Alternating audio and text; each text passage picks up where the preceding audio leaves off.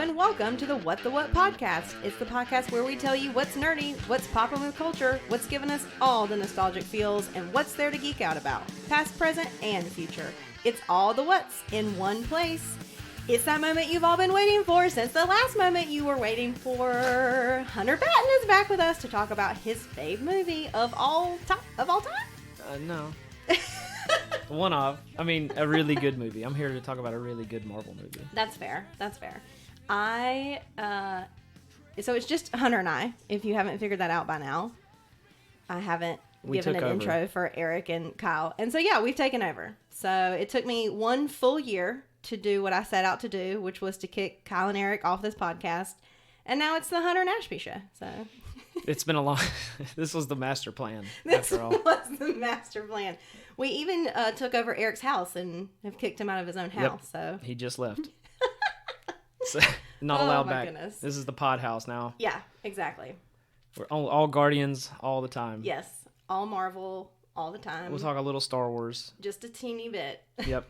Maybe I might sneak some Star Trek in there. It's basically a space podcast now.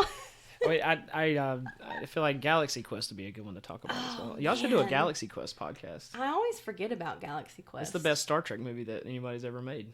I mean, honestly. Mm-hmm. And isn't it supposed to be a parody? But it's an homage to the fans of Star Trek. Right. It's a really good one, too. Nora and I were trying to watch the Hulu special about it the other day and had started it. But, yeah, underappreciated, but secretly extremely appreciated, I think. Yeah, definitely. Also, Alan Rickman. Yes. So, it never gets old. Yeah. I feel like there's another parody that I've never seen that everyone talks about, and it's not Galaxy Spaceballs? Fanboys? Oh, well, yeah, that's like a straight parody of Star Wars, but yeah, that's never a Mel Brooks movie. Oh, that makes sense. Yeah, Barf, John Candy's the Chewbacca character. He's like a dog named Barf. It's worth a while. It's not Guardians of the Galaxy. It's kind of wacky though. Okay. There's similar movies. Okay. Well, thanks for joining us. Please subscribe to us on Apple Podcasts, Stitcher, Spotify, or wherever you get your podcasts. And, of course, rate and review us 5 stars only. I'm going to try not to stumble over this because this is normally Eric's line. Please also follow us on Facebook, YouTube, and Instagram at What the What Media, all one word, and find us on Twitter at WTW_media. Please share with your friends if you enjoyed today's episode or any of the almost 100 other What the What episodes. That's crazy. Yeah, we're going to be celebrating 100 episodes really soon. What are you going to do? I think we're going to do a 100th episode AMA once Kyle gets back from paternity leave. How are you going to take the questions? Facebook? Haven't gotten there yet. So maybe we'll go back to YouTube, which we haven't done in a while, and do like a YouTube live AMA. They will sync up with when we're asked the question if you do that. Yeah, I think so. For the playback. So, and yeah, who knows? Who knows? We'll figure it out. Okay, on today's episode, we are taking a deep dive into the 2017 film Guardians of the Galaxy Volume 2. Here's your spoiler warning for today's episode. While the Guardians are our primary focus, we may be discussing any and all things related to the Marvel Cinematic Universe, including Marvel television shows, the tie-in comics, and any of the other 22 MCU films, taking the entire saga into account. Soon to be 23, 24. I mean, there's a lot coming out this year. Was the Black Widow officially coming out on July 9 in theaters, or yes. was it the Disney Plus extra I believe. Stuff again? I can't remember if it's simultaneous. I know that they did say in theaters, but it might be also releasing on Disney Plus at the same time. I mean, at this point, if 20,000 people can be in PNC Arena, I think 45 people can be in a theater. Right. So yes. Yes. If you guys can go back to sporting events, then I can have my movies back. Yeah. Thanks. We did pull we rented out an AMC and watched what is it? Raya and the Last Dragon? Yeah. And it was like up to 20 people. There was only like 10 of us.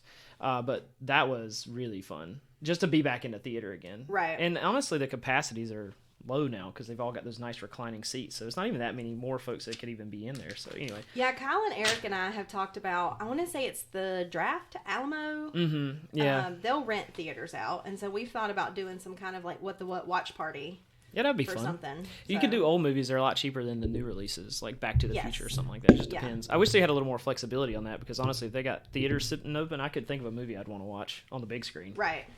So yeah, anyway, that's neither here nor there. So Released on April 21st, 2017. Is that when? That's when I looked this up, which seems like crazy that we haven't had another Guardians of the Galaxy movie in 4 years. Has it been 4 years? We almost weren't going to get another one. I like to think of the 90s as like 10 to 15 years ago, so if we could not. No, when I think about how old my some of my cars were that I had, and then I realized just how old that is now. Everything stopped at 2000. Like the math was like, it was a 94 and it was 6 years old. Yeah. Right? So it's just a little older than that now. Yeah. But yeah, no, 2017, which is crazy. And the Guardians Volume 3 is ready to go. Have they filmed it? Script is written. Okay. And it's been written. He wrote it before he got fired and rehired. So, but yeah, no, they're filming like late 2020 or early 2022, I think. Or is it supposed to release in late 2022? I forget. I don't have it down. It doesn't matter. I want to say November 2022. Yeah, I feel like they're getting ready to start filming. So James Gunn's finishing up the Suicide Squad stuff, or it's done.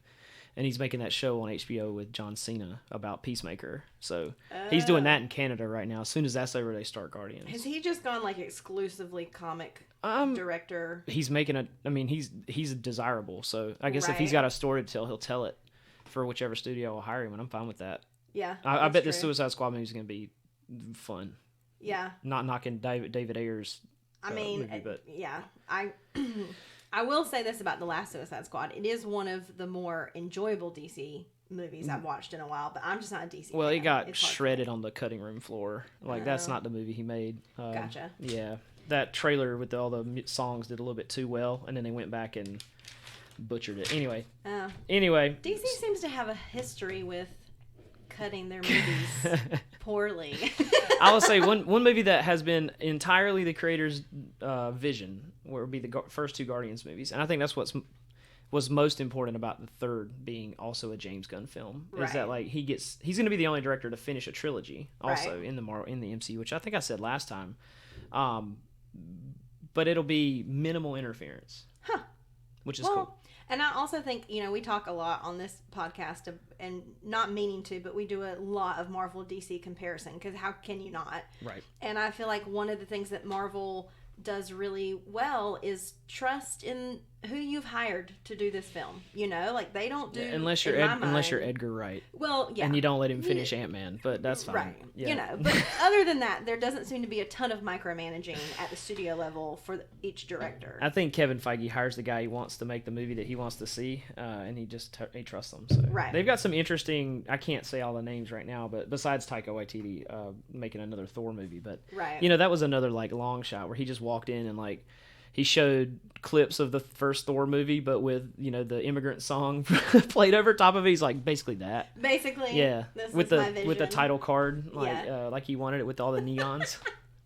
I heard a rumor that they paid like millions and millions of dollars to use immigrant songs. Oh, I'm sure. And so like that's why you hear it multiple times in the movie. Maybe they'll just get Greta Van Fleet to write an original song for the next one and just do the Robert Plant voice the whole time. Yes. And then we'll be profit, basically, I guess. I mean, shout out to Greta Van Fleet if you're not listening to them. That's funny. But yeah, sorry. Did I step on the synopsis? Are we going to do a full walkthrough? We can. And can we just start off talking about how good a de-aged Kurt Russell looks in this movie for like 10 seconds? Honestly, as I was watching the hair is so flowy. The first few minutes, I just was like, why so good looking? Like, why didn't they have like a de-aged Goldie Hawn as in the car as Meredith as his Quill? mom? Yeah, yeah. They wouldn't be the same actress as the first movie. That's the problem. But, right. But in retrospect, go for it. Continuity can only take you so far. I mean, if you're really going hardcore like '80s nostalgia, right? You might as well step on it. Yeah, man, Kurt Russell. What's he driving to? A Gremlin? I didn't look it up. I couldn't tell what kind of car. I'm not a car guy. I'm not a car Kyle person. would know. The only car that I've ever fallen in love with is the car from Supernatural, which is a 67 Chevy Impala. I have one of those, like it came in like a Loot Crate box. I need to give that to you next time I see you. Yeah. Love that thing. Anywho, so I'm going to just I'm going to do an abbreviated via IMDb, thanks IMDb, synopsis. Yeah, I was lazy and didn't have time to write a full synopsis again. My hand was hurting also, and I don't type well. That's fair. Okay, so we've already talked about the intro. We come in 1980, which happens in the first movie too. We start back in time, basically. We start further back. And this time we start further back before Quill's born, to his point of conception, you can say. Mm-hmm. And I'm still a little confused about what's happening in this scene. It's very retro psychedelic. They're behind a Dairy Queen. They're kissing. There's a plant that's glowing. Yep. Not expansion. Quite sure what's happening. When a man loves a woman. I as far as I know, he seeded the planet just like the same way he created a progeny across all the universe. So yes. Okay, so then we jump 34 years later, and the Guardians are working to protect the Annulax batteries. Harbulary batteries. Yeah. That's not. Yeah. They're helping the Sovereign out. Yes. From an interdimensional beast. Correct. Who wants to eat the batteries. Yes. I guess. Instead of sell them on the market. Right. And then... like everybody else. So this sort of becomes the actual intro to the movie. Yes. Where there's the music and Mr. Blue Sky. Yes. Electric Light Orchestra. Yes. Once again, right off the bat, we have Brandy. We didn't talk about Looking Glass. Looking Glass, which is one of my favorite songs of all time. Like, if I had to choose a song to listen to over and over again for the rest of my life, it would probably be that song. Yeah, I was going to have I wrote both soundtracks down. Oh, nice. Because I thought I was going to text you and say, like, let's rank them, and then I knew I'd just argue about every single thing too much, and I'm glad you like Brandy that much too. Oh my god! But I have a winner, and we'll get to it later. That's better than Brandy, but anyways, that would probably be my top song of all time, not just this soundtrack. It's a good one. I think the best pop song of all time was on the first soundtrack. Okay, probably. That's fair. Anyway, that's fair. Is it a Michael Jackson song? It's a Jackson 5 song. Okay. Anyway, so the intro, the music, little baby dancing Groot, and then obviously in the background, what's funny about this scene is the Guardians are all fighting in the background, but the point of view of the scene is from Groot dancing. And we can just analyze as we go. That's fine. Like that way I don't lose it for later. But each Guardian gets a parenting moment with Groot. I think is the key takeaway there. Yes. So it's kind of like when you first watch it, you're like, what's the point of this? Right. It's funny. Right. It's He's fun. Cute. Yeah. Drax making, his nipples hurt with the arrow rig was funny. That was that's a great line. Also Dave Bautista's, he's like cranked to 11 in this movie. Yes. They really took the what worked with Drax, a little overdid it in a couple of spots. Right. But really honed him in really well. But yeah, every Guardian gets a chance to parent the sort of baby Groot, which is, a little bit of the theme of this movie, parenting. Yes. Which 100%. is interesting. Too bad Kyle's not here to talk about it. Right? It's definitely about... He's getting ready to find out, yeah. So he's finding out now. So, but yeah, sorry, go ahead. And then the Beast shows. Yes. And the skin is the same thickness on the inside as it is the outside. Which Drax thinks that he has solved the problem and killed I'll just go inside of it. Yeah. Kill the Beast from the inside. Yes. And then he, because of Gamora, thinks that he has in fact achieved his goals. Yes. Oh man, I just love their camaraderie. Yep. And you get to see that like off the bat here. The banter is there. Yes. Everything works. It's a squabbly little family. Yes. Of misfits. Yes. Mm-hmm. Of broken people, as we talked about in the first one. Right. So then they bring the batteries back to the Sovereign. They meet the High Priestess. And then in exchange for the batteries, the Sovereign deliver Gamora's sister Nebula to them. And they're going to take her back to Xandar and collect the bounty. But before they leave, Rocket... he pocketed a few batteries. And he manages to somehow, anger them with his, side remarks. Yeah. Rocket's still, I guess, sort of mastering the art of the aside, you could say. Yeah, I mean, we could get into this later, but this story becomes about Rocket, and I know the third movie is intended to be the conclusion of Rocket's arc. Okay. Which we wouldn't think watching, when they say talking raccoon and a talking tree, yes, that we were going to get a full character arc for a talking raccoon. Right. But if you watch the first movie and then watch the second movie, which we all have, you start to see it. Yes. You really do, especially his interactions with Yondu and the conversations they have, which are fantastic. Definitely. Okay, so then they head for Xandar, but obviously the Sovereign comes after them because of the stolen batteries, and the Guardians kind of have like a little fight as they're trying to escape from the Sovereign, and they end up being saved by some nameless guy in a weird looking ship. It's a guy. Yeah, it's like a little tiny. It's like this big. Yeah. And so then they end up crash landing on a nearby planet. And Bear Heart, which is a Easter egg for something. I forget exactly. Oh, Jesus. I forget exactly what now, but I remember I'm supposed to know what that is an Easter egg for. So there's a name to the planet? Yeah, they crash on Bear Heart, which is he's either a character. It's either a character reference or the B something. There's like a coordinate reference there. I don't remember exactly what the Easter egg was. I forgot to watch the commentary. So as the Guardians observe the wreckage of their ship, the ship that saved them descends, and out steps Ego, who reveals himself to be Peter's dad, which is kind of like a what moment. And with him is his empathic assistant, Mantis. And then on another planet, we sort of skip to Yondu and what the Ravengers are up to. And they're staying at a hotel, and they run into some other Ravengers. A hotel is one way to put it, yeah. I mean, we'll say, like, it's a casino, Vegas situation. Mm-hmm. Yondu spots an old comrade who is played by Sylvester Stallone, mm-hmm. who every time I forget. Or Stakar, I don't know. Stalker. Yeah. Anyway. Ogord. Yeah. Man, these names. Yeah. Yes. Anyway, so this was when I first saw this was a weird exchange to me, because I was trying to figure out why it was there, because they basically talk about how Yondu and his group of Ravengers have been exiled from the greater sort of culture of Ravengers.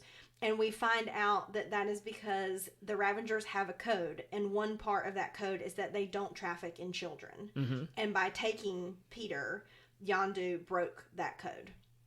And so we kind of see this aside. And then we go back to sort of Peter and the Guardians taking in this idea that, like, this guy who saved them is his dad. Pirate morality all of a sudden. Yes. And so... So this is where sort of like this weird, it all starts getting complicated with like villains and good guys. And so the Ravengers, led by Yondu, for the Sovereign, end up coming after the Guardians. And part of the Guardians go off with Ego, because Quill wants to kind of explore this father that he's discovered. Yes. And the other Guardians, who are left to defend the ship, just Rocket and Groot and Gamora and Nebula. Mm-hmm. Yes, who is sort of just on her own side. Yes. Yeah. So then the Sovereign asks the Ravengers to go after them. The Ravengers do. And then, like he always does, Yondu finds a reason to sort of, like, absolve Quill. He gives him an out. Yes. He always gives him an out. He always gives him an out. Well, apparently this time it was one out too much. Even Kraglin's had enough. Yes. And so there's a mutiny. And it ain't right. Kraglin doesn't realize what he starts. Kraglin saved himself, though. Thankfully, yes. James Gunn was smart enough to write his brother into the only Yondu... truther, right? To stay alive and not get thrown out the airlock. Yes. So there's definitely a mutiny at this point. Yeah. That was a kind of messed up scene. It's heavy. Yeah. It's heavy, and Yondu can't do anything about it. And, right. and we're not supposed to really like Yondu. Right. Another theme in this movie is all the people that were bad guys in the first movie are good guys. Are good guys. They're all the Guardians. Yes. And that's, again, part of that. It's complicated, but a semi-redemption arc. Again, about family, about Gamora and her sister, and Yondu and his father figure, at least. Yes. So yeah. I mean, it takes off from there pretty much. We've got half the crew on Ego's planet and the other in custody, which we get some hilarious scenes with Baby Groot trying to find Yondu's fin. Yes. Which is, we get a great line about, should I smash him with a hammer? And right. No, he's too adorable. Take him to the tailor. Right. Like, you and can't kill him. And we get the taser face line. So all these we can talk about in the quote lines. Taser face. It's metaphorical. And they're like, it strikes fear in the minds of those who hear it. And they're like, oh my gosh. Also, I think in this, maybe not so much in the other movie, but in this movie you get a sense for how massive the Ravenger ship is. Yeah, it's multi-part as well. Yes, which I didn't realize. Yeah, they're different. It's like a drilling vessel almost, like combined with like all kinds of... It's an all-purpose pirate ship. Yes. And then you get to see the Yondu work the arrow again.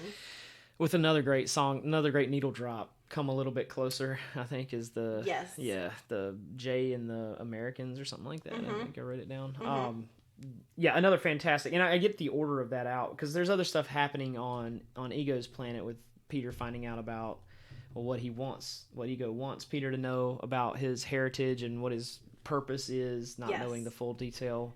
And we get a pretty great scene with Mantis and Drax, and then the realization of what's going on, as well as Gamora and Nebula's reunited, sort of complicated situation. And all of that is leading to Rocket and Groot and Yondu and Kraglin headed to Ego's planet to try to save everyone as well, or at least to help. To try and figure out what's going on, at least get them off the planet, not knowing that they were going to have to destroy Ego. Right, not knowing of things. That things are quite as bad as they actually are. Yes. Yes, and so then you also, find out, okay, well, one of the reasons that Quill could hold an Infinity Stone is because he's, in fact, part God. A celestial, kind of. But only to the extent that the planet survives. Like, the planet is... And if the light dies, then he becomes immortal. Okay. Which we're not, that's what Ego told him. Right. And so we don't know that. I had a lot of, we can get to unanswered questions, but I had a lot of questions about like the logistics of all of that. I think we'll find out. I don't think we're supposed to know. Okay. Yes. So then we sort of come to this climax at the end where everyone is on the same planet again, and everyone is united, including Mantis, who used to be with Ego, is united against Ego, because we find out that he's, in fact, shocker, a power-hungry god who wants to take over all the planets in the known universe and, eat He them. might have a better plan than Thanos. Honestly. Possibly. I'm glad the Guardians were here. Two-time Guardian. Oh, geez, we can charge a lot more now that we're two-time Guardians, Galaxy Savers. I'm mad that that's where your mind went. Yeah, eventually. It's like, why are you always thinking about money? So then they end up having this sort of like battle. You also find out, like, spoiler alert, that Ego is a terrible father who's killed all of his children across the universe, and Peter's mother, who almost single-handedly put an end to his grand plans by making him fall in love with her. You shouldn't have killed my mother and smashed my Walkman. I love how those are like squished. Par. He said squished my Walkman. Yeah. Shouldn't have killed my mother and squished my Walkman. I like how he also immediately pulls out without hesitation, just begins firing through Ego as soon as he finds out. That comment comes way later when he's shoving him through the planet, distracting him while the bomb goes off. So okay, so then sort of the end, we have a few things going on. We have Groot setting the device that's going to blow up the planet, while everyone else kind of distracts Ego. And then we also have... the Sovereigns show up again. Yes, so the Sovereigns show back with up. the same needle drop. Fox... no, not Fox on the Run. No. What is it? Southern Knights. Yes. Glenn Campbell. Yes. With they bring that back from earlier, which we didn't even talk about the arcade, like the Sovereign's arcade drones. Yes. Like a shooter, like a Galaga or something. Which honestly is kind of genius, right? Because then you're not losing any kind of like human life. No, or sovereign life. Right, you're losing just the tech. Yeah. Yep. So they have this kind of like drone almost piloted situation. All the Guardians work together though in different ways. Nebula and Yondu take out the sovereign drones. And Kraglin's up there. We get a great what is it? Eric would have to bleep it, but Kraglin radios in to Yondu and goes, "Hey, Captain, remember that Aisha chick?" And he goes, "Yeah, what about her?" And he goes, "Oh hell!"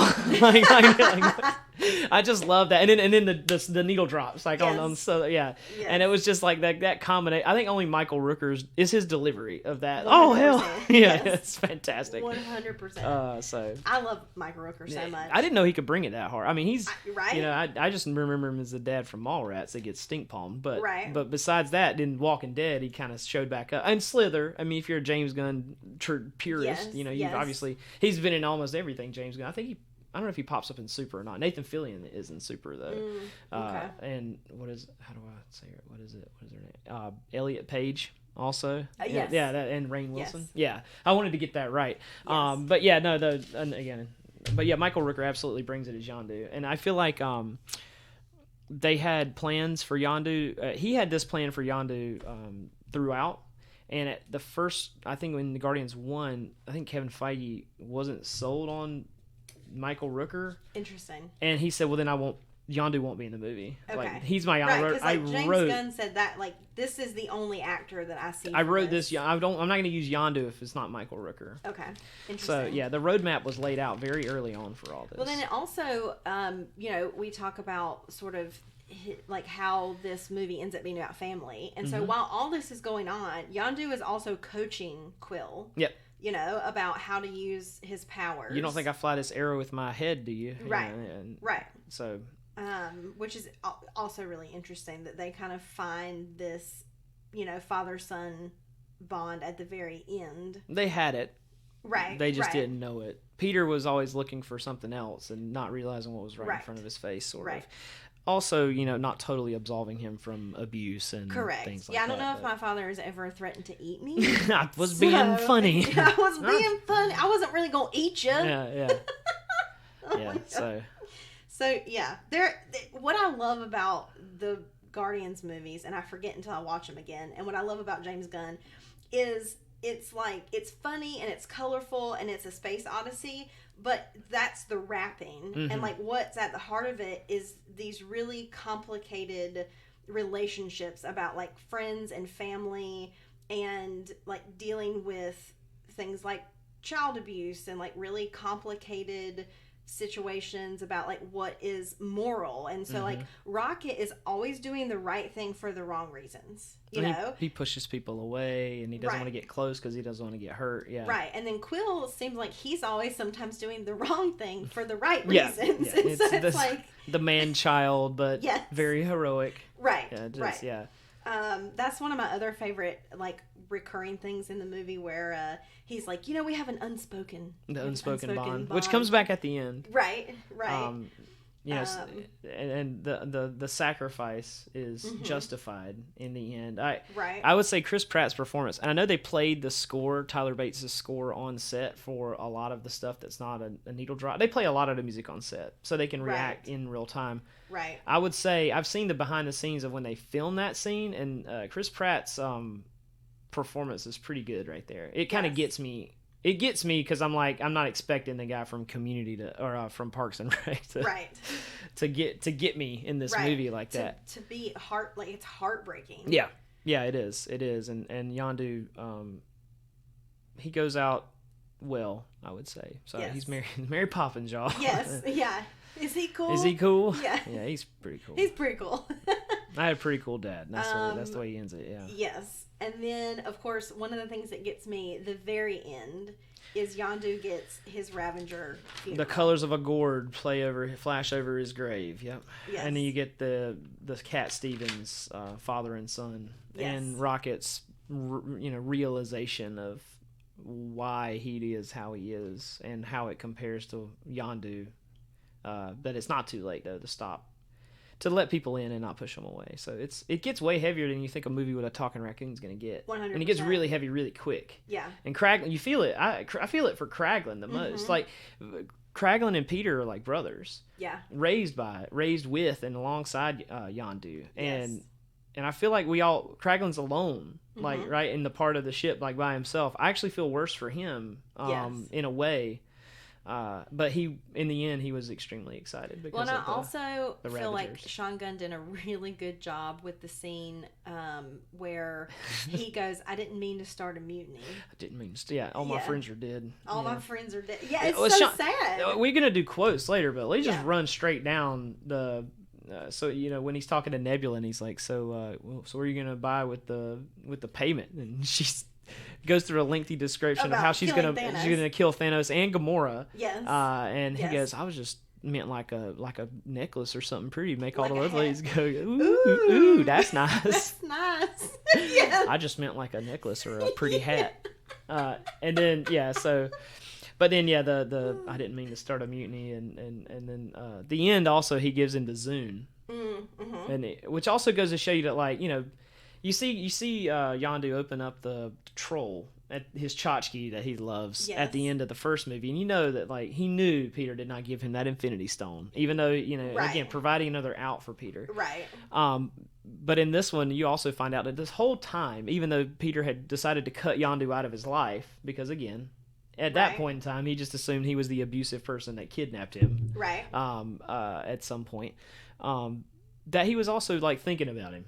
Yes. He at some point ran across some Earth junk. And there's no better definition of Earth junk than a Zune. Right? Or a troll. Yeah. Honestly. It's on par with like 90s toys. It's on par with a pop. Right. Without the hair. Right. But, that he was looking out for him. He was looking for, something for Peter. He saw something and he was like, Peter would like that. He grabbed him a Zune with 300 songs. Yes. And Kraglin ends up with the arrow and the fin. So fun. More Kraglin to come, I think, in Volume 3. So he actually got. I hope so. He actually got way more stuff to do in this movie than I expected as well, which makes me happy because he's very fun. Yeah.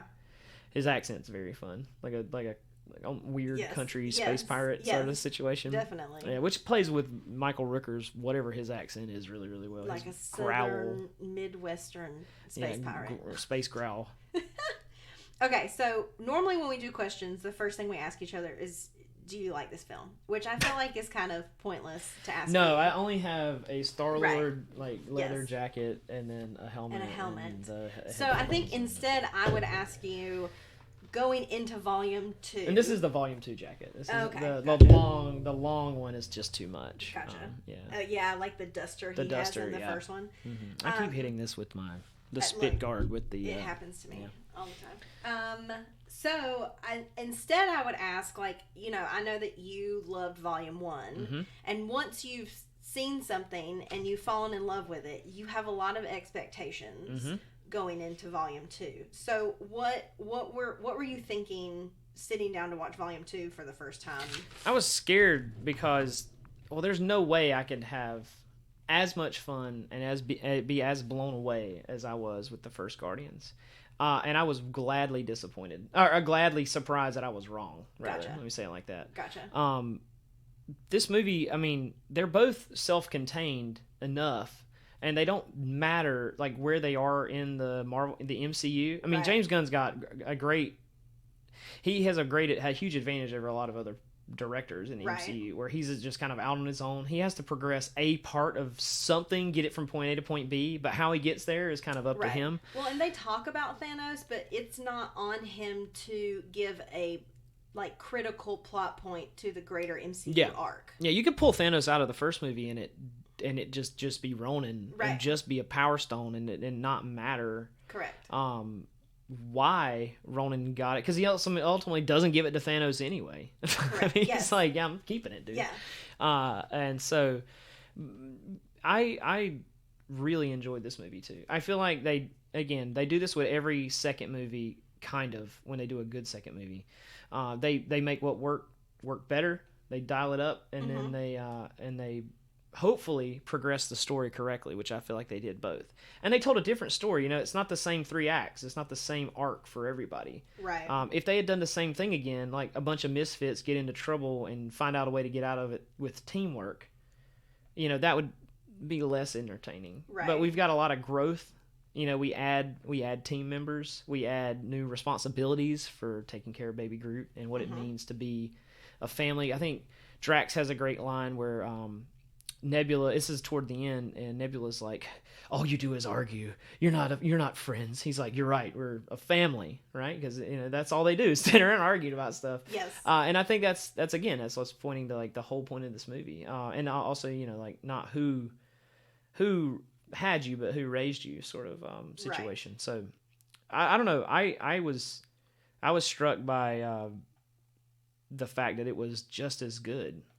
Now, if I'm going to put one of these two on, the laughs are there too. Like I always watch these movies. Like the movies I watch the most are the ones that have the most repetitive next thing that I'm ready to see. Right. That's not stretched out really far. There's a lot of movies where I watch. I'd say like Step Brothers is a good one. it's super heavy front loaded. Right. Yes. But like Superbad is not. Right. Superbad is throughout. Knocked Up's another one that's like for me. I'm going through that like the phase of college where I was watching these movies like every day. But like I would go back to all of them, but the ones that are front to back tight, like Chef. Right. Where I'm like waiting, it's like 5 minutes away to the next thing I want to see, or the next joke, or the next like bit, or whatever. And I think this Guardians has the same pacing that the first one had. There are a few line deliveries in this movie that are better than anything in the first Guardians movie. I think so too. One that you're probably gonna sleep on, and we're not in order. I'm off the rails. No, We're just talking. Fine. No, we're moving on to favorite quotes. Free flow. Well, this is the rest of the conversation because I'll by giving every quote, I will have already discussed every conversation around why I like it. But correct. There's a bit where they're sitting around talking and they're eating and at the campfire with Ego, and he says, Drax is like, I thought Yondu was your father, and he's like, you thought Yondu was. Like, you look exactly alike, and Rocket goes, "One's blue," and like it's like his face. How do they make a raccoon do that? Like what? Like what? Yes. That face and the "one's blue" delivery from Bradley Cooper it slayed me. I still cannot get over that. That's Bradley Cooper. Yeah, like I can't hear Bradley Cooper. There's a few times whenever they're in the jail cell and they're trying to. I could have told you he wasn't going to understand what you were saying. Like I hear it. Right. I hear it right there. Like that was one of the only times where I'm like, I hear it. Right. But only occasionally. Only very occasionally. Yeah. He's a chameleon in this role. I guess that's easy when you're number one talking raccoon like 3 feet tall. Yes.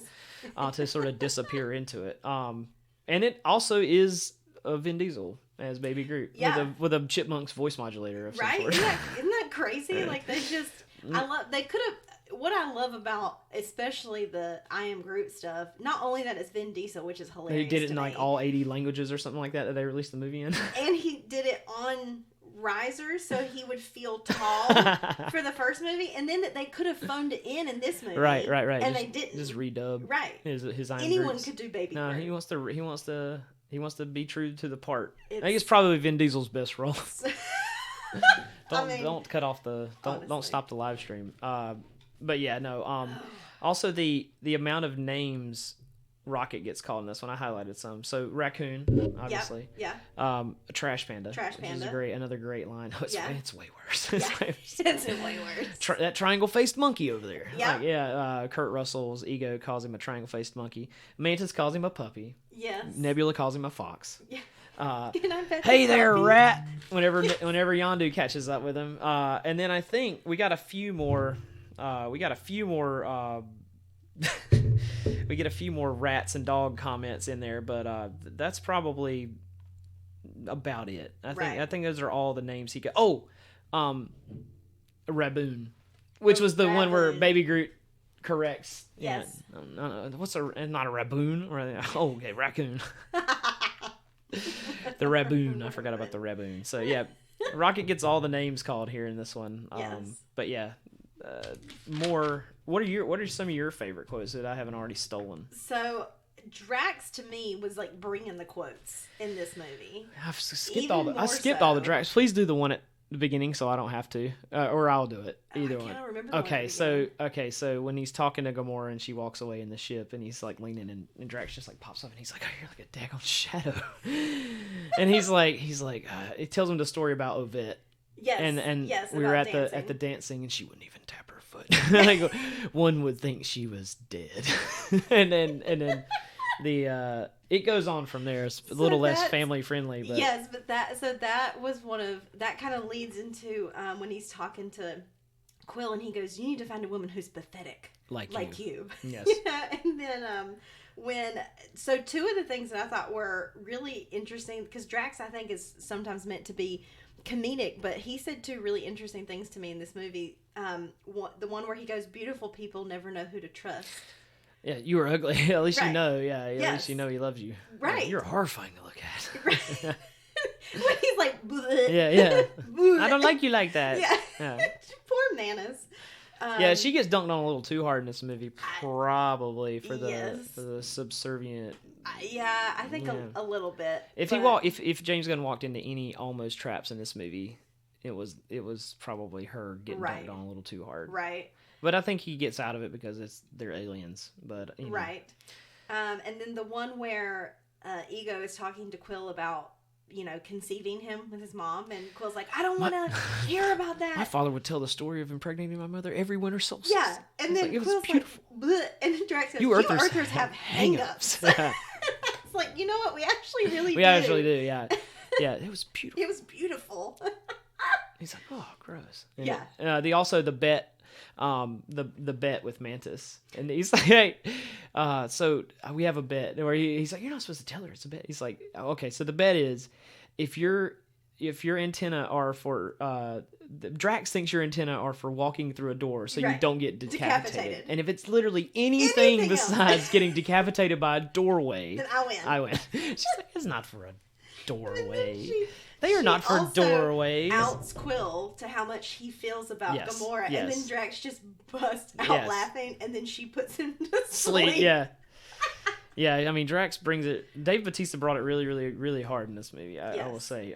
And the also again the scene where he talks about his daughter, and like she was ugly, and he's like, no, she was innocent like you, and she touches Drax and like just is like overcome with emotion. I thought that was really important too, like how he's just sitting there just stone faced and quiet because he doesn't really show emotion. Right. Well, and I think in the first movie, Drax says that he's from a race of people that are very stoic, right, and that also don't understand. They take everything literally, right? So he's like a right, and so I think it's interesting to use the introduction of Manus in this movie to show that it's almost like Vulcans, right? Yes. What we learn in Star Trek, just because Vulcans are stoic and seemingly cold, it doesn't mean they don't feel emotion. It means they're taught to rein them in. One thing J.J. Abrams' Star Trek did really well was showing us Zachary Quinto's rage, like his human Winona Ryder mom rage, right? Also great casting, right? As well. And so I think using Mantis to show that just because Drax doesn't show it doesn't mean that he's still not really upset about losing his family. I think it's Lindsay Ellis's video about Guardians 2. She talks about how he's a sort of a deconstruction of toxic masculinity. They get into that a little more from some of the comments made in the first movie, but how he doesn't feel insecurities or shame, right? And like that, like you're like an old woman. And he's like, why? Because I'm wise. Right. Yeah, like he he doesn't care. Like he just says what he thinks, and he doesn't have any shame or insecurity about his bodily functions or like anything. He talks about his famously huge turds. Yes. Yeah. That was funny. So yeah, I mean, I'd say Drax gets the biggest upgrade on making what work really, really well. Yeah. Gamora's pretty flat for both movies. Yes. But her arc is simpler. It's a breaking away. It's a freedom sort of and finding a family. So, and then her interactions with Nebula are more slanted towards Nebula's own change, but also her realization of like what it would mean to be like embrace her as like a sister or like a family. Well, what's really interesting to me, and we just talked about how James Gunn doesn't necessarily have the responsibility of teeing up a lot that the other directors did. However, I don't think you can have in-game Nebula and Gamora without this movie. I mean, no, it doesn't make any sense. Right. It doesn't carry any weight. Right. The having to restart with Nebula and Gamora in a way during that movie, realizing where pre-corrupted or pre-enlightened Nebula is in that timeline, and where pre-enlightened Gamora is in that timeline is interesting, for sure. Having her be a cyborg and planted in just the right place at just the right time to have her like sort of memory corrupted by Thanos as well is interesting. I couldn't imagine Endgame working as well without that. You're right. You're right. It doesn't work as well. Yeah. Gamora's sacrifice and unsacrificed.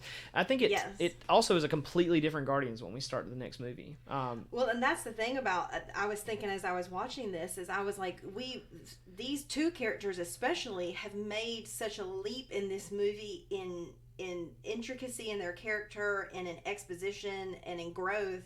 And then I think about where we end in Endgame, and then going into Volume 3, it's two completely different characters. Mm-hmm. You've almost hit like a reset button. You have to go find her again. Right. Essentially. Yeah. And well, it wasn't going to be Thor riding around with the Guardians, but now we'll probably have the Guardians at the beginning of Love and Thunder Right.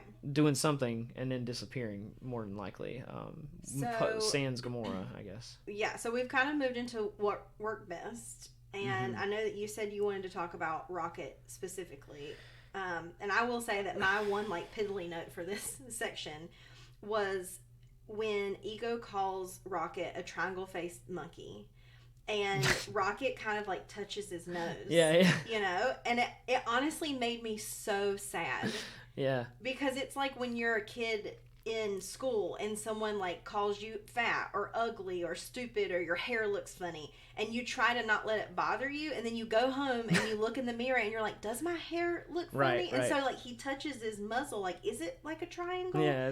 And I don't know what a monkey is also. Yeah. Right. And so I was really aware, more so probably watching this again, of how Rocket's arc in this story, even from the first one, you know, like, and we're also moving into, like, Infinity War and Endgame, where Rocket plays a part, how much I feel for him, you know? And Rocket had this really fun scene with Bucky Barnes in Infinity War.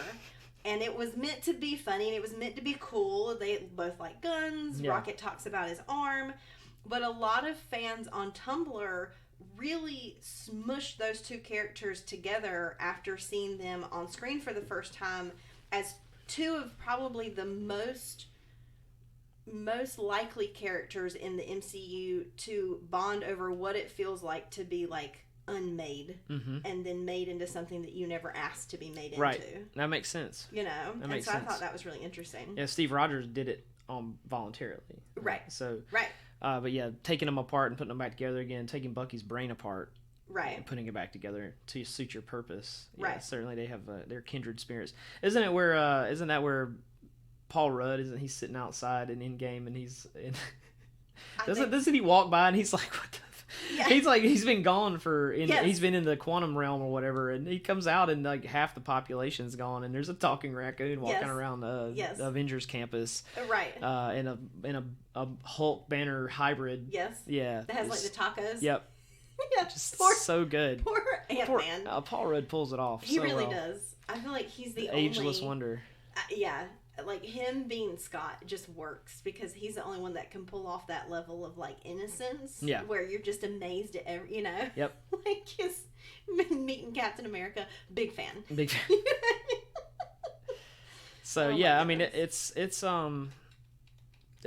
a good movie. This is a solid movie. I don't really have a ton of other, like, Rocket's arc is both, you know, he sees himself in Yondu and he knows that he's pushing people away. He starts to realize that he starts to realize what he's doing, I think, is sort of the key.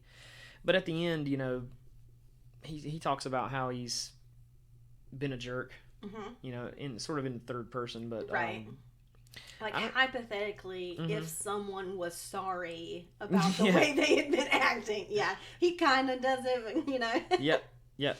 And so, you know, I think it's good. Do you have any nitpicks? There was a couple of times when Drax is a little too much. Okay. There was a little forced laughter in a couple of spots.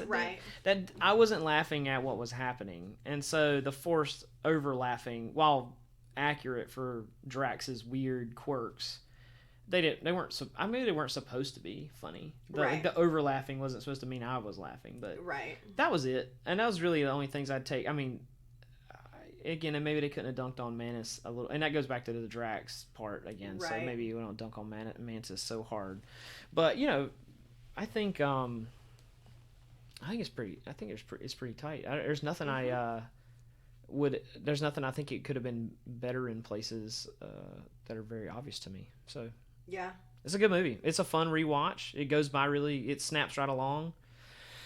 It has a satisfying sort of conclusion. And a ton of one-liners. You know, it's got it. It's all there. So right, yeah. I moving into also kind of like a just random section things. I forget that Stallone's in it. So then he shows up, and you're like, oh, it's Sylvester Stallone. And I forgot a Kraglin line right there. Sorry, he's like, if he's so soft, why are you whispering for? Oh, yeah. Yeah. Sorry. And then David Hasselhoff. Shuts up. Sourdough Hasselfrau. Or Sourdough... yeah. So what does he call him? Sourdough Hasselfrau. Hasselfrau. Yeah, something like that. He has a magical boat. He has a talking car. Why does it talk to the car? It helps him on adventures. You're right. Oh and it's for companionship. Talking about Knight Rider. Cracks me up. Yeah. Sourdough Hasselfrau. So yeah, there were a few like cameos in this movie. Yeah. That you were just kind of like, I just forgot, and I was like, what? Yep. Yeah. I mean, it's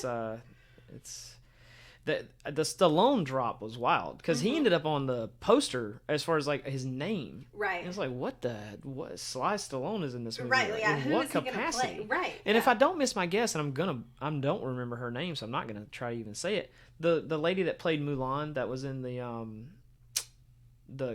live action. No. She's older now, but she's in The Mandalorian. She's the bounty hunter with Boba Fett. The one that gets like spoilers for Mandalorian. I forget her name.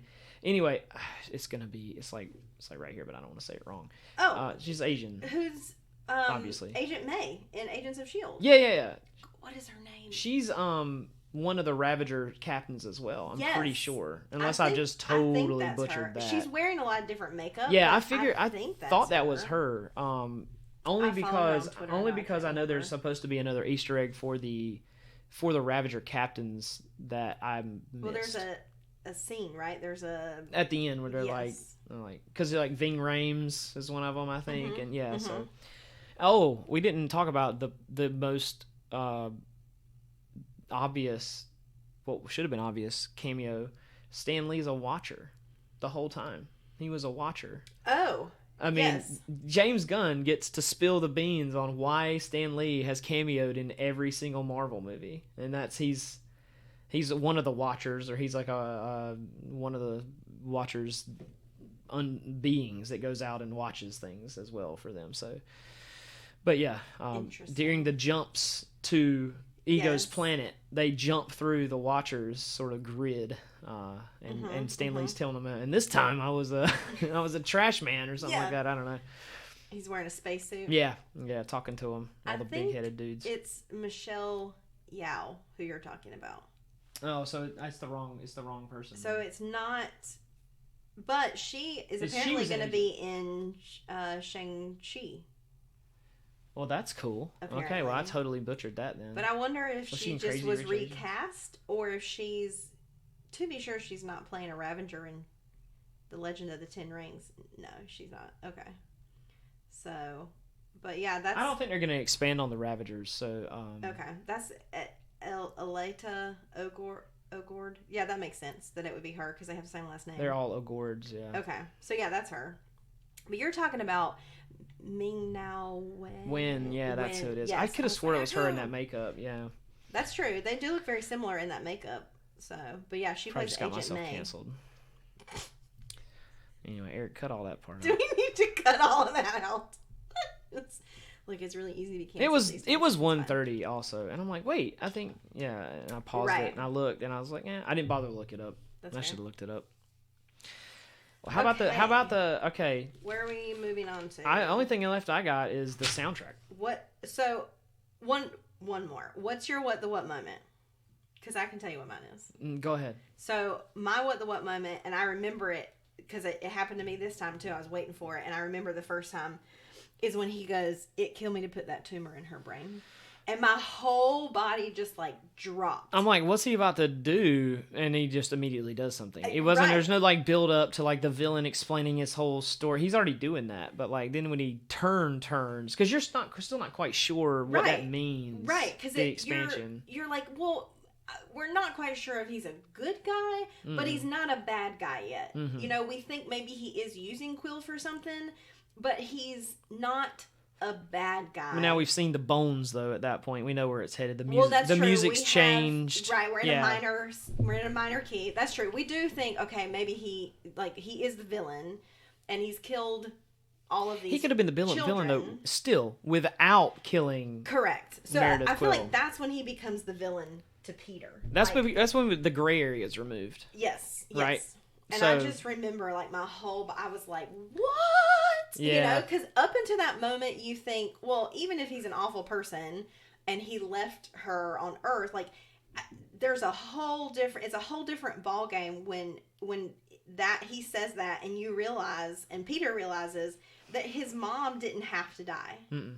And the only reason that she did die is because she was a distraction. When he says, I couldn't imagine living on a planet without her or something, that's the way he words it. And he's like, I know what that's like. Right. Like, yeah, like you know, she died in front of me, like, and you left her. How could you?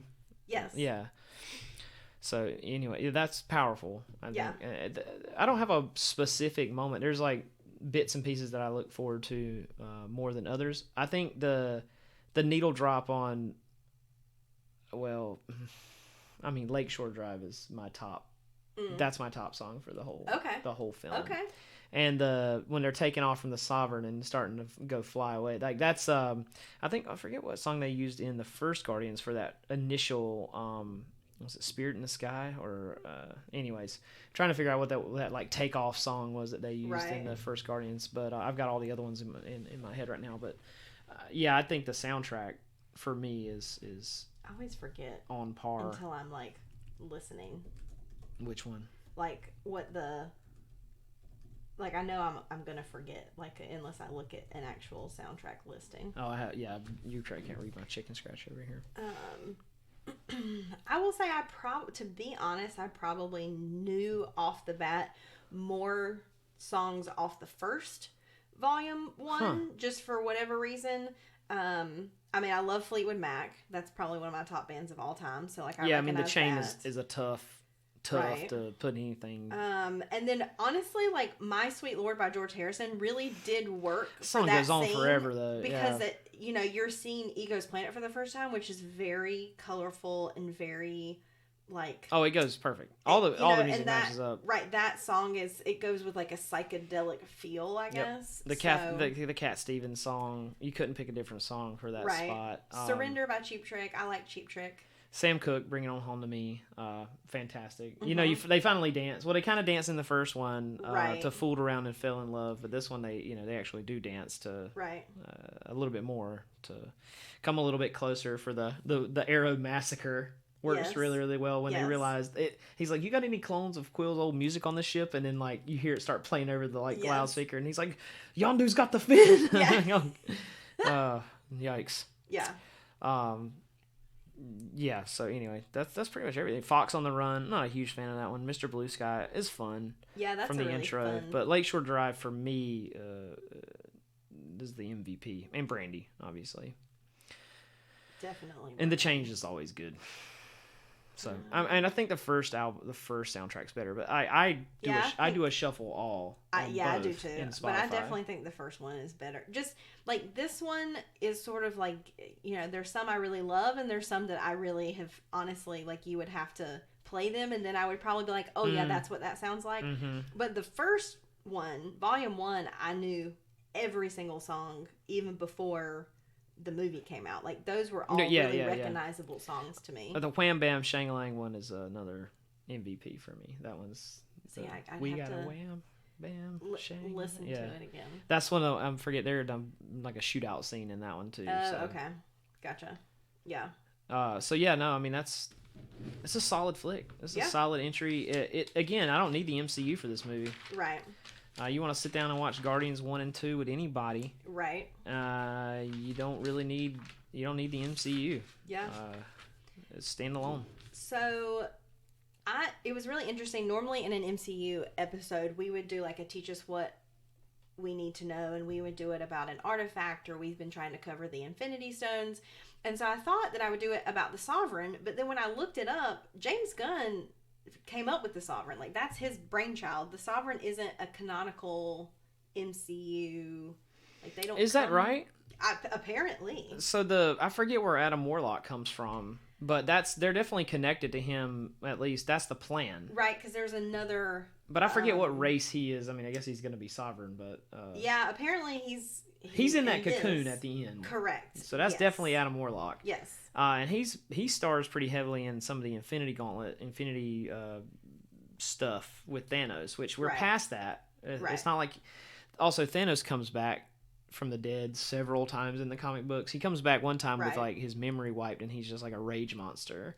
And the Guardians of the Galaxy have to stop him. So that's again another I went potential angle for bringing Thanos back in a few years. I went on to the Marvel fandom, and it said this race is an original creation for the Guardians of the Galaxy Volume 2, and they are not based on an existing race from the Marvel comic book. Okay, then that's fine. I would not argue that. I never took the opportunity to look that up myself, but I know they're connected. I wonder why they didn't use wherever Adam Warlock's from, and I don't know that I haven't read anything with Adam Warlock in a long time, but yeah, and I'm not a comic person. I have a lot of covers with him on it, but I haven't read any of it in a long time. Right.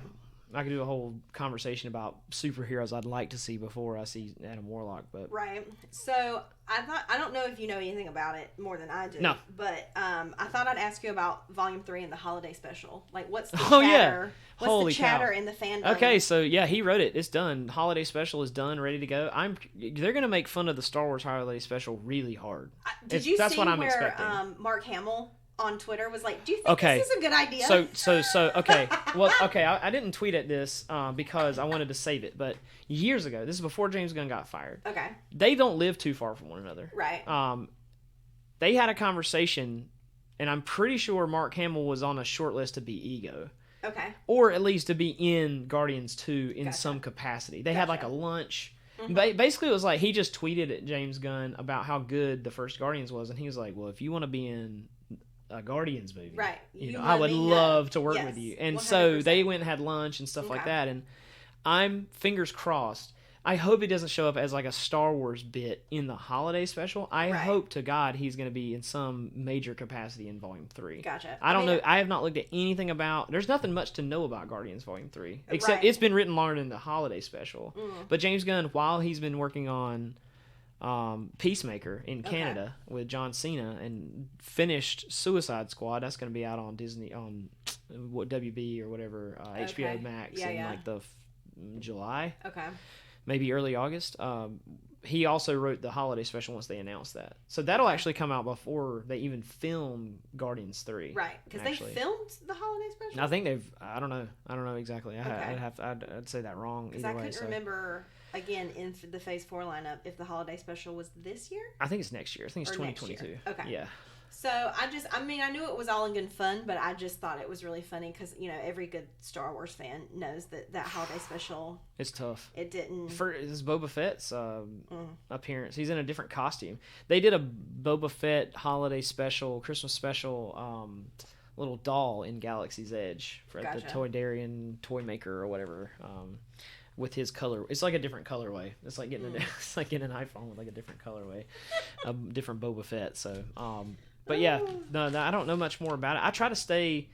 I know James Gunn will make a good film that I want to watch, so I don't really want to know anything else about it. I cannot wait for the first trailer. I'll probably like geek about it and watch it 1,000 times. Nothing overwhelming about any of the trailers for any of these movies ever. Right. They've been good, right? But like. Nothing crazy. Like nothing like the Man of Steel trailer. Right. Like nothing would geek me as hard as that movie did, as that trailer did. That trailer was nuts. I feel like I have to be really careful with trailers, and some franchises and some directors and some film companies are better and worse at this than others. But sometimes I will see a trailer that just gets me hype. Yeah. And then it's not a great movie. Like, when you bank everything into the trailer, We're talking about Fant 4-Stick at some point, yeah. Yes. Did I do that on the last one? Probably. I didn't go back and watch it. But the Fant 4-Stick trailer was like a David Cronenberg, like the Fly body horror idea. I'm trying to think when's the last time I saw a trailer and then went and saw the movie and like every great moment had been put in the trailer. Wonder Woman 84, Suicide Squad. Honestly, a little bit was like that. Yeah, Wonder Woman 84 is not that. And I was hyped for that movie. There's some weird stuff in that movie. Yeah, it got a little bizarre. Yeah, and nobody even a full. Also, the Cats effect. Right. Like, maybe if the movie Cats hadn't come out. Right. And no one had ever seen that horror show and what it looks like, then you could get away with a. If no one had seen Taylor Swift with fur. Right. And why? Yeah. And why isn't it just like dark and raining? Like, you did it in full sun. Right. Or did they? Or am I wrong? Anyway, you just got to cover up the bad CG at some point. And also, what was the point of that golden suit? There was no point. There was no point. And it honestly looked like not great to fight in. Like, if it took her powers away and she had to give the suit up to get her, like, right. It has no purpose. Yeah. That movie went a little off the rails. And I was upset because You got to watch it for free. So. Well, that's true. That was good. That's true. That was good. But, the Wonder Woman franchise is the one DC segment that I find, or had found, a lot of joy in, but... Not the Snyder cut. 4 hours of your time. Probably never watch that. It is at least a movie. Well, it is more of a movie than what the Joss cut, the Whedon cut. Right. So, oh my gosh, Joss Whedon. I just don't understand what DC's doing. It just doesn't seem that hard. That's the thing and Kyle and I will go back and forth about this because of I feel like I should have a T-shirt that says "I hate Batman, fight me." Well. I don't hate Batman. I think Batfleck works for me. I loved Ben Affleck. Honestly, that was Henry Cavill doesn't. He's not a great. He's not a great Superman. His growling is. He's got the physique for it. And but I love The Witcher. I love he growls him and Sherlock a lot Holmes. in that too. Like I don't have any problems with Henry Cavill, but when I started trying to watch all the DC movies years ago. It became very apparent to me that I literally couldn't see what was on the screen. Oh, it's gray. I haven't watched a Superman movie since Brandon Roth was Superman. I never you watched that one too, yeah. The Henry Cavill, except Isn't that got the creeper in it? And it's got Kevin Spacey in it. And I saw Batman vs. Superman. I did see that. And then I didn't watch any of the standalone Batmans or Supermans because I was just like, I can't even see what's happening. And this is all just a lot of angry men yelling at one another in dark lit places. There are worse movies, but there's not much that I've ever seen that's as bad as the Whedon cut of Justice League. Well, and I'll fight anybody. I actually watched Justice League. Because I thought, well, here's a DC movie couldn't get through it. An ensemble that I could get behind. And so I did watch Justice League, and I watched Suicide Squad. And that one's bad, too. More recently, I watched Birds of Prey. And every time I have high hopes that this will be the movie that I actually like, and every time I'm like, I replied to a David Ayer tweet one time about, like, Jesus, that's why that movie's such a mess. Like, he was talking about how he's like, and he quote tweeted it. Right. And was like, yeah, they literally took out 75 minutes of stuff and shoved in 45 minutes of whatever they wanted. Right. Like it died in the cutting room. Which I feel like when what's the guy's name? I did like Chronicle. Aquaman's fun. Who was it? James Wan or something like that that did like the one of the Fast and the Furious. Those movies like just get nuts. Yes. Just be crazy. And it's got the dude that played like Night Owl and and the thing about like Suicide Squad, Wonder Woman, and Aquaman that I appreciated was for the first time I was watching DC movies that had a color palette. And they were fun, yeah. I mean, Amber Heard's a little sus, but besides that... I mean, yeah. Who among us? Yeah, everyone's good. Getting canceled. Yeah. Everyone's suspect. Yeah, Mara's okay, though. So. But yeah, so I've just always stuck with Marvel because it's so hard for me. Marvel movies are ugly too, though. Until Guardians, every Marvel movie was ugly. I mean, yeah, they're grayed out. Look at this. Look at the airport scene in Civil War. Well, it's hideous. That's true. Why does it look like that? I guess when you compare it to Guardians, if you're making a movie where you've got comic book splash pages, like one thing Joss did right with the first Avengers is he literally copies some stuff from like the Ultimate Avengers, like some of the angles. Like there's one where Steve's in the foreground and there's like Thor maybe and the Hulk standing behind him, and it's like straight out of Ultimate Avengers, like out of a comic book panel. Not as funky as like the not Sam Raimi, but who did the Hulk with Eric Bana? Anyway, not as weird as that, where it's like literal panel transitions, but like he just like took inspiration from comics. But it's like, why is it so gray? I mean, I know it's so they all look the same. I guess when you compare it to DC, though, Marvel movies are more colorful. Well, those are depressing. That's just the Snyder effect. Yeah. Yeah, and then I think Winter Soldier is probably meant to be a grayer palette because it's a spy thriller. It works for that movie. Also, best Cap suit. Yes. I think you talked about it, but like it needs to be said again. The ultimate suit. Maybe if you say it won't just sound like me. Oh no! No! Steve Rogers' body. No. The stealth suit is the best suit.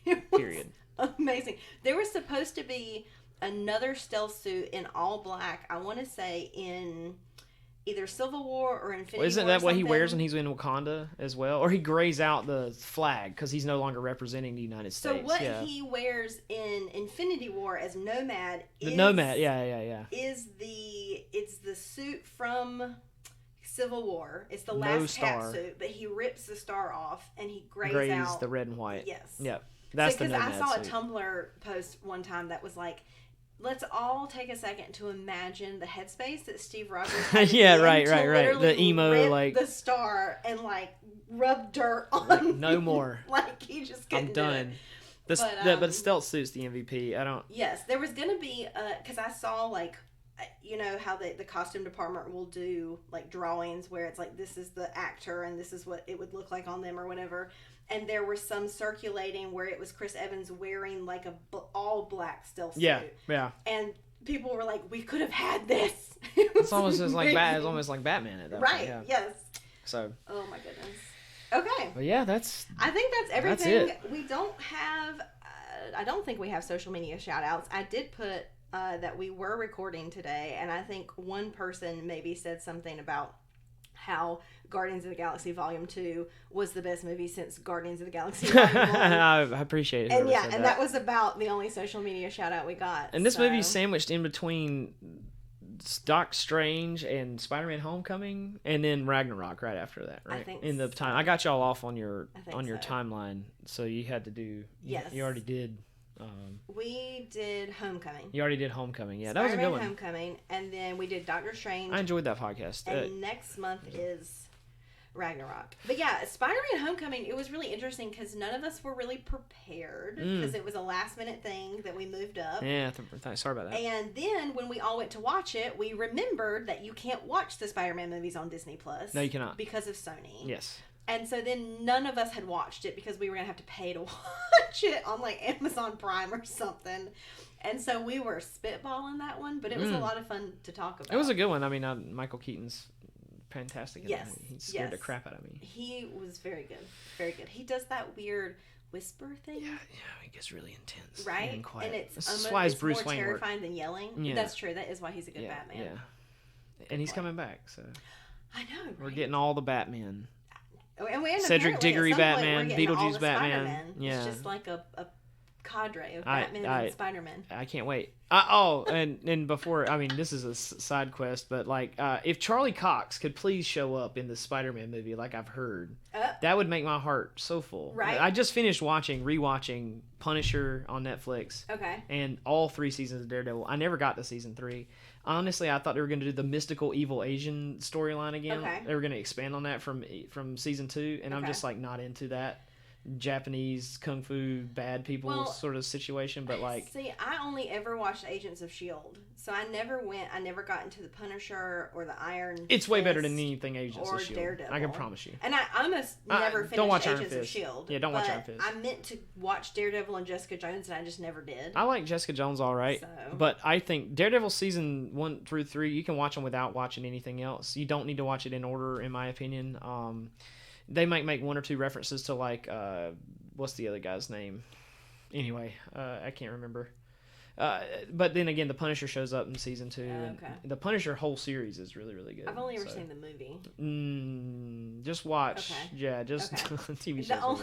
The I like only the Thomas whatever. I remember when anyone says the Punisher, the only thing I can think about is that popsicle scene. And I can't. And he's just screaming. I like that. What is that guy's name? Thomas I can't lost it. It doesn't matter. I like that one. Long. It's weird and about as good as you could get at that time with John Travolta as the bad guy and the wife and all that stuff. Yeah.